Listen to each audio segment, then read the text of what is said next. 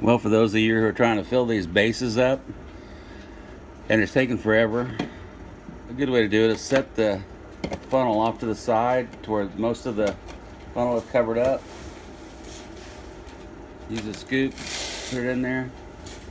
As it slowly drains out, you just use your fingers to walk what little bit drains through.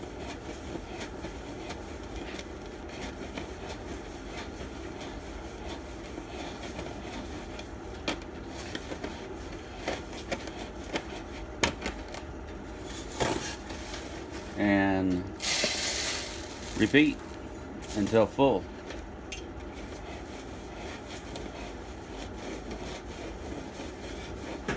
It'll trickle in like an hourglass and allow you to move it around with your finger to compact it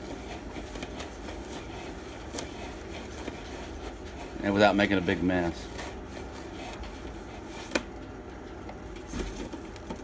Voila, base filled.